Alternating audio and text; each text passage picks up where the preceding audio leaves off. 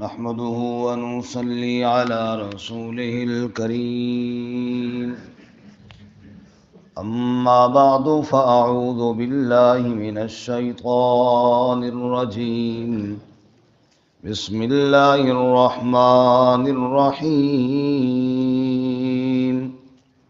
ألم تر أن الفلك تجري في البحر بنعمة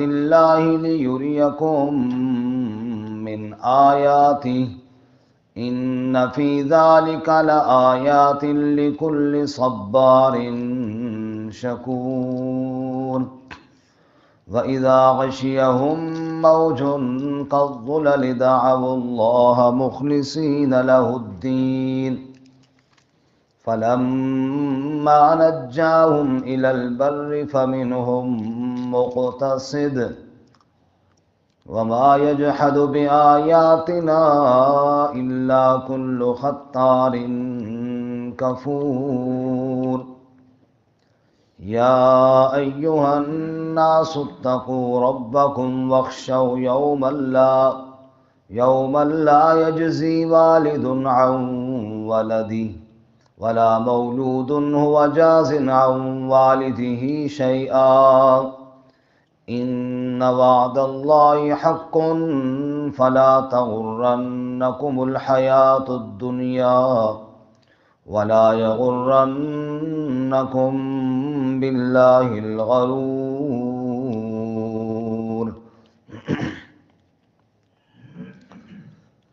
ألم تر أن الفلك تجري في البحر بنعمة الله کیا آپ نے دیکھا نہیں بے شک کشتی چلتی ہے دریا میں اللہ کی نعمت کے ساتھ لِيُرِيَكُم مِّنْ آیاتِهِ تاکہ دکھائے تمہیں اپنی نشانیوں میں سے ان فی ذلک لآیات لکل صبار شکور بے شک اس میں نشانیاں ہیں ہر صبر کرنے والے شکر کرنے والے کے لیے وَإِذَا غَشِيَهُم مَّوْجٌ كَالظُّلَلِ اور جب ڈھانپ لیں ان کو موج سائبان کی طرح دعوا اللہ مخلصین لہ الدین پھر پکارتے ہیں اللہ کو اس حال میں کہ خالص کرنے والے ہوتے ہیں اسی کے لیے پکار فلما نجاہم الی البر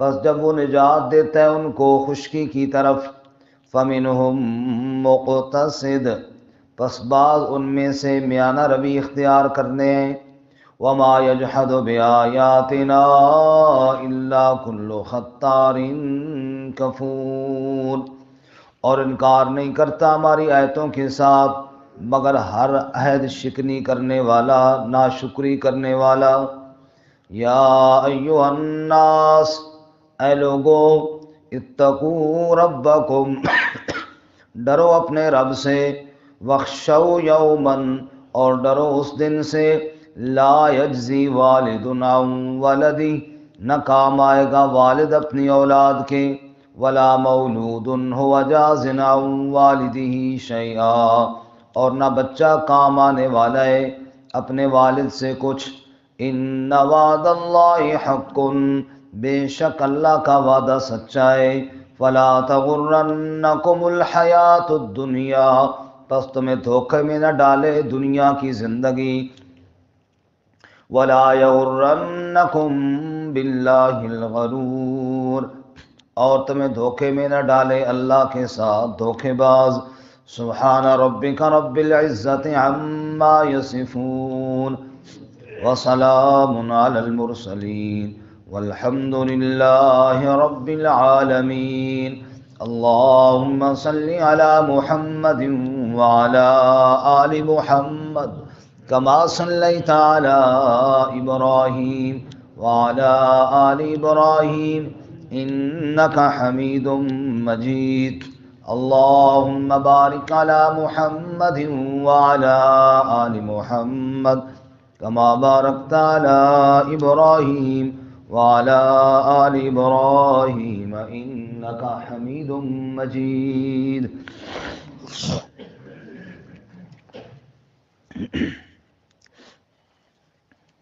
معزز سامعین، سورہ لقمان کا آخری رکوع آیات نمبر 31، 32 اور 33 تلاوت کی ہیں۔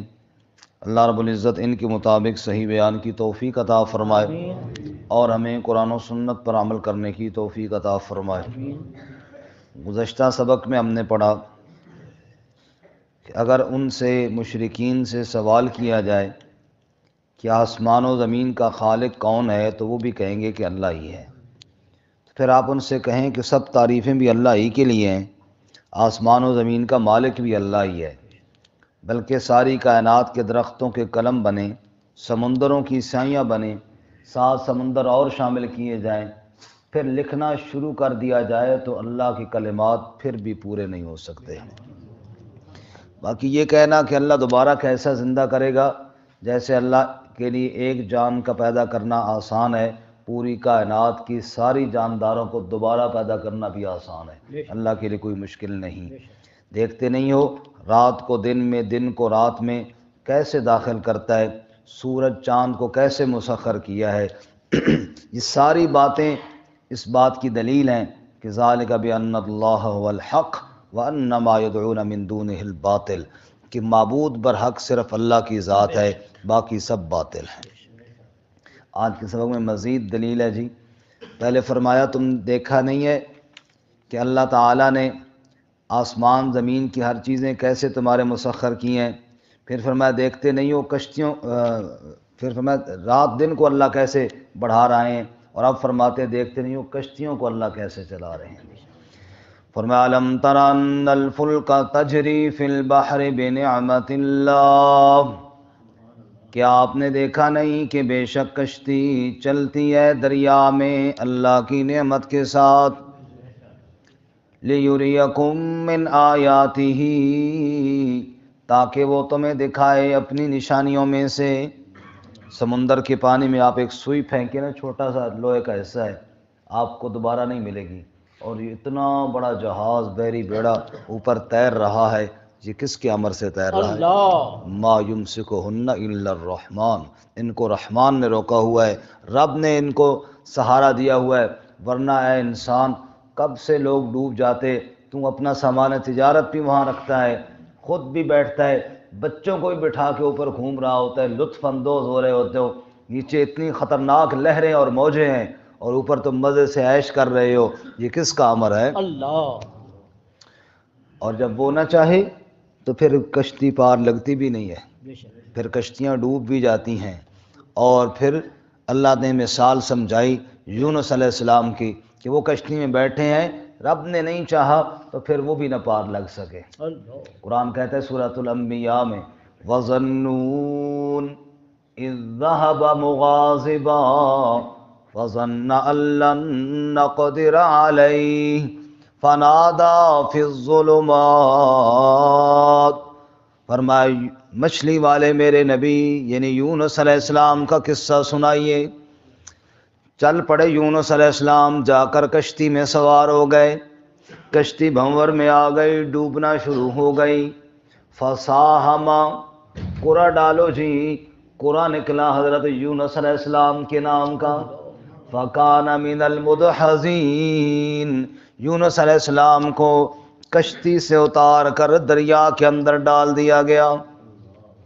فالتقمہ الحوت، مچھلی منہ کھول کر کھڑی تھی اللہ کے حکم سے، یونس علیہ السلام سیدھا مچھلی کے پیٹ کے اندر چلے گئے، لقمہ بنا لیا اس نے، اور گئی سمندر کی تہوں کے اندر چلی گئی۔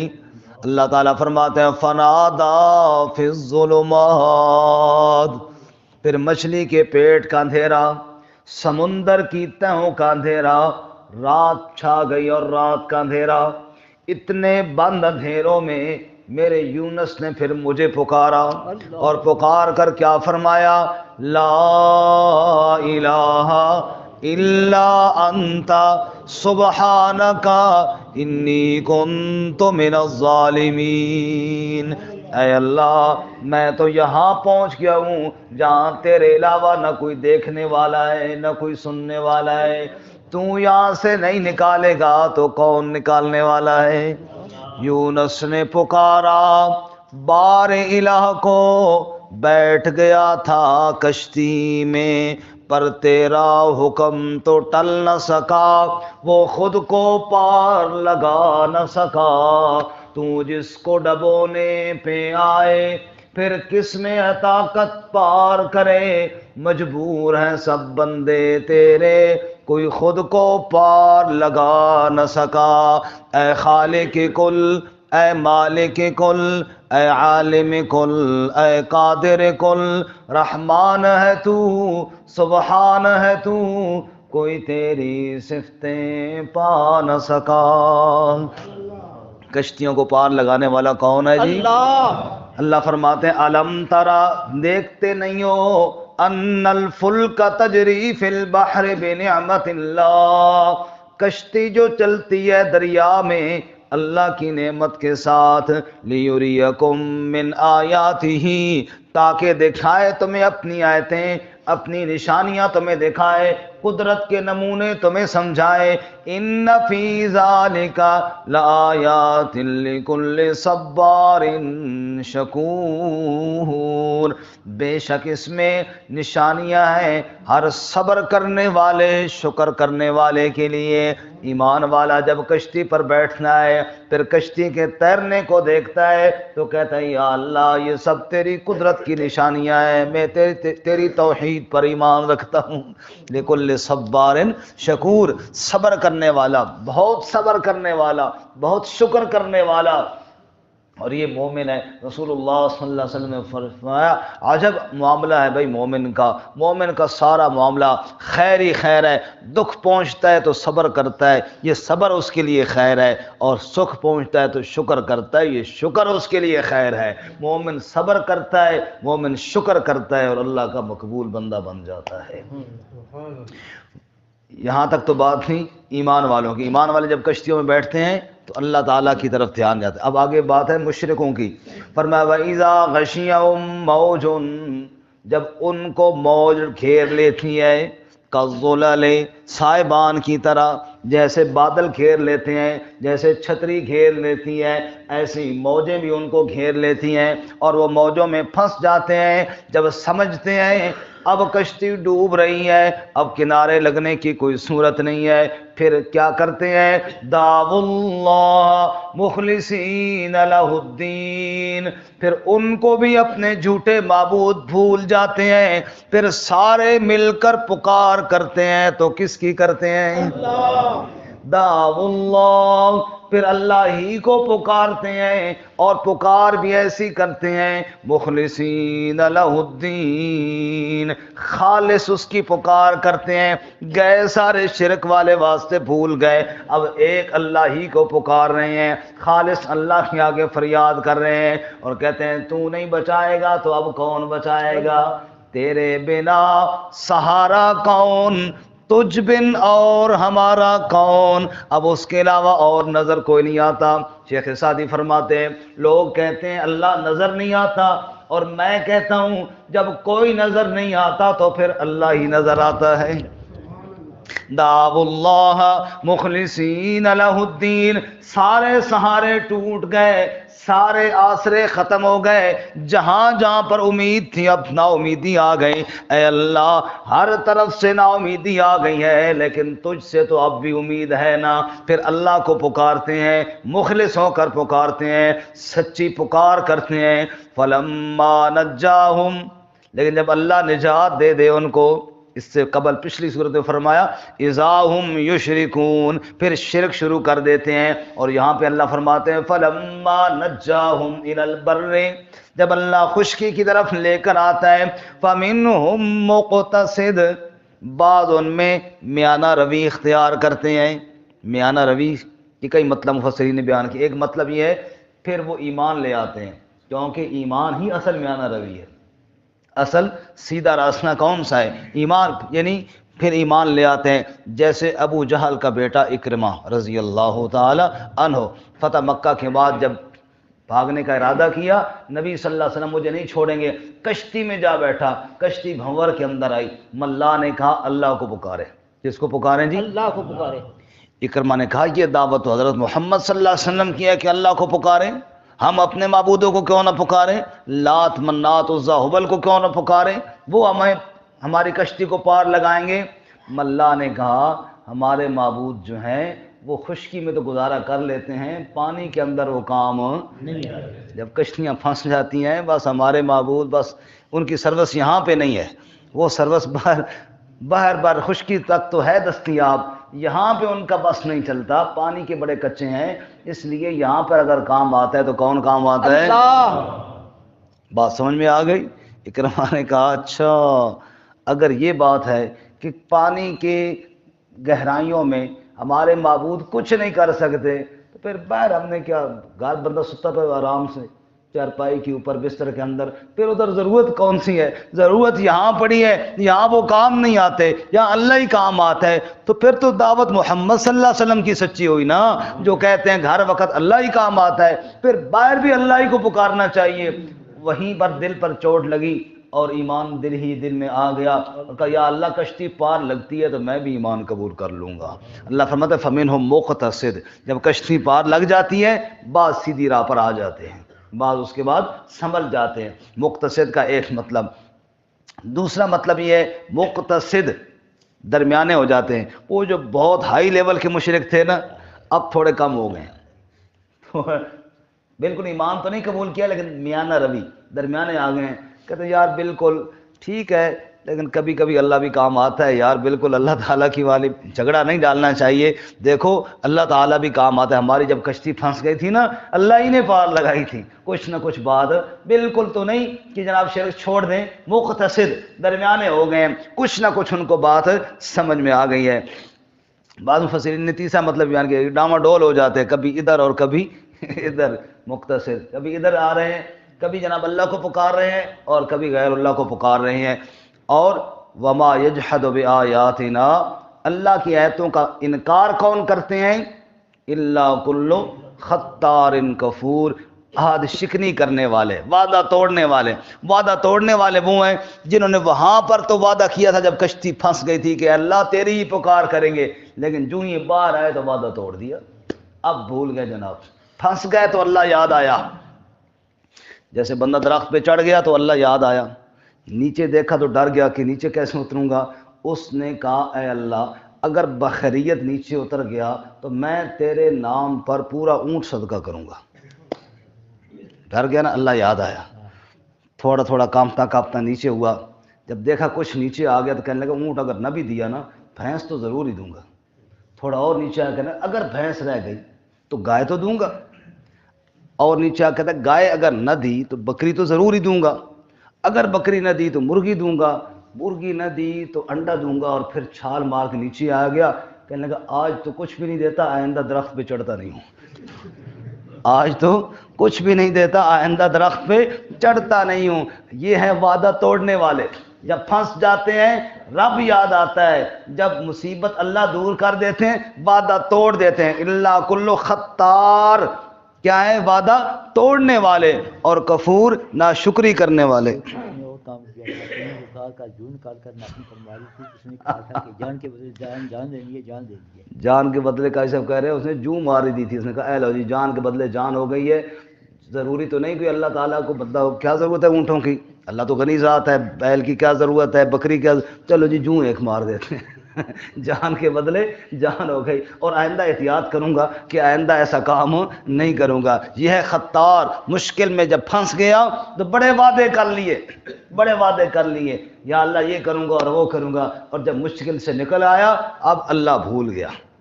اللہ فرماتے ہیں یہ ہے خطار، یہ ہے وعدہ توڑنے والا، اور وعدہ بھی رب کے ساتھ کر کے مکر جانے والا۔ کفور، ناشکرہ انسان ہے، ناشکرہ، یہ کیا ہے جی؟ ناشکرہ انسان ہے۔ اللہ تعالیٰ دوسری جگہ ارشاد فرماتے ہیں نا، انہیں ڈر نہیں آتا کہ اللہ تعالیٰ دوبارہ وہاں ان کو لے جائے، تارتن اخرى، دوبارہ اللہ وہاں لے جائے، پھر کیا کریں گے؟ مصیبتیں تو آ جاتی ہیں نا، انسان سوچتا بھی نہیں ہے، ایسی مصیبت سوڑی میں پھنس جاتا ہے، نکلنے کا راستہ کوئی نہیں دکھائی دیتا، لیکن اللہ کہتے ہیں وعدہ خلاف اور ناشکر ایسے کرتے ہیں۔ لوگوں اس طرح نہ کیا کرو۔ یا ایھا الناس اتقوا ربکم، اے لوگو ڈرو اپنے رب سے، خصوصاً وخشو یومن، اس دن سے ڈرو، لا یجزی والد عن ولدی، والد اپنی اولاد کے کام نہیں آئے گا۔ جب اللہ کی پکڑ آ جائے تو والد کہاں بچا سکتا ہے؟ نوح علیہ السلام نے سفارش نہیں کی تھی، ان ابنی من اہلی وان وعدک الحق وانت احکم الحاکمین، اے اللہ میرا بیٹا میری آل میں سے ہے، تیرے وعدے بڑے سچے ہیں، یا اللہ تو حاکموں کا حاکم جو ہوا اس کو بچا لے۔ رب نے فرمایا یا نوح انہ لیس من اہلک انہ عمل غیر صالح فلا تسألنی ما لیس لک بہ علم، اے نوح یہ نہیں تیری آل میں سے، اس کے عمل درست نہیں، اس کے لیے دوبارہ سوال بھی نہ کرنا۔ اللہ تعالیٰ فرماتے ہیں والد نوح علیہ السلام جیسا ہو، لیکن بیٹا اگر ایمان والا نہیں ہے تو اللہ تعالیٰ اس کو نہیں چھوڑیں گے۔ اور یہ تو دنیا کا عذاب تھا، آخرت والے دن کیا ہوگا؟ فرمایا اس دن سے ڈرو، اس دن سے خوف کرو، لا یجزی والد عن ولدہ، والد اپنی اولاد کے کام نہیں آئے گا، ولا مولود هو جاز عن والدہ شیئا، اور نہ بیٹا اپنے والد کے کچھ کام آنے والا ہے، بیٹا بھی باپ کے کچھ کام نہیں آئے گا۔ بیٹا ہو ابراہیم خلیل اللہ جیسا اور باپ ہو آزر جیسا تو کچھ کام پھر بھی نہیں ہوگا۔ فرمایا کوئی کام نہ والد اولاد کے آئے گا نہ اولاد والد کے کام آئے گی۔ ان وعد اللہ حق، بے شک اللہ کا وعدہ سچا ہے، جو رب نے کہا ہے وہی بات ٹھیک ہے، کام آنا تو دور کی بات ہے۔ من ذا الذی یشفع عندہ الا باذنہ، جب تک اللہ کی طرف سے اجازت نہ ہو تب تک کوئی کسی کے حق میں سفارش بھی نہیں کرے گا، حال حوال بھی نہیں پوچھے گا۔ اللہ نے فرمایا جو قیامت کا دن آ جائے گا اس دن حالت کیا ہوگی؟ لا یتساءلون، کوئی ایک دوسرے سے سوال بھی نہیں کرے گا، اتنا نہیں پوچھے گا بھئی تو سنا تیرا کیا حال ہے، بلکہ حالت کیا ہوگی؟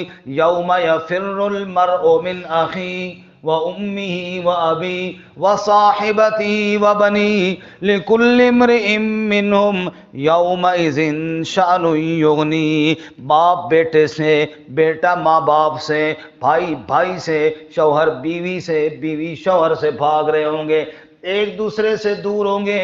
کیوں؟ لِكُلِّ امْرِئٍ مِّنْهُمْ يَوْمَئِذٍ شَأْنٌ يُغْنِيهِ، ہر ایک کی اپنی حالت ایسی ہوگی دوسرے کی پرواہ بھی نہیں رہے گی، بلکہ یود المجرم، مجرم اس دن آرزو کرے گا، لو یفتدی من عذاب یومئذ ببنی، اے اللہ میرے بیٹے دوزخ میں جائیں تو جائیں، میری بیوی جائے تو جائے، میرے ماں باپ دوزخ میں جائیں، ومن فی الارض جمیعا ثم ینجی، جو دنیا میں رہتے ہیں سب دوزخ میں جائیں بس میں بچ جاؤں۔ اللہ فرماتے ہیں کلا، ایسا ہرگز نہیں ہوگا، جس نے جرم کیا وہ خود پکڑا جائے گا۔ اوے لوگوں ڈرو اس دن سے، لا یجزی والد عن ولدی، والد اولاد کے کام نہ آئے گا، ولا مولود هو جاز عن والدہ شیئا، اور بچہ بھی اپنے والد کے کچھ کام آنے والا نہیں۔ ان وعد اللہ حق، بے شک اللہ کا وعدہ سچا ہے۔ فلا تغرنکم الحیات الدنیا، پس تمہیں دنیا کی زندگی دھوکے میں نہ ڈالے، یہ تو آج ہے تو کل نہیں۔ عرفان صاحب، دنیا کی زندگی آج ہے تو کل نہیں، اور بڑے بڑے مالدار وہ بھیک مانگتے دیکھیں، بڑے بڑے دنیا کے عہدوں پر فائز وہ لاچار اور مجبور دیکھے۔ اس نے فرمایا فلا تغرنکم الحیات الدنیا ولا یغرنکم باللہ الغرور، کوئی دھوکے باز رب کے بارے میں تمہیں دھوکہ نہ دے۔ رب کے بارے میں دھوکے باز دین کون ہے؟ شیطان سب سے بڑا دھوکے باز ہے، اور شیطان کہ چیلے کئی انسانی صورت میں، کئی جنات کی صورت میں جو رب کے دربار سے دور کرتے ہیں۔ دھیان کرنا ہے میرے بندو، ساری کائنات کے دھوکے باز دھوکے دیتے رہیں، کوئی بچوں کو اغوا کر کے لے جاتے ہیں، کوئی بڑوں کو اغوا کر کے لے جاتے ہیں۔ سب سے بڑا مغوی وہ ہے جو بندے کو اللہ کے دربار سے اغوا کر کے لے جائے۔ رب کے بارے میں دھوکہ نہ کھانا، رب کا دربار چھوڑ کر کہیں نہ جانا۔ اللہ تعالیٰ عمل کی توفیق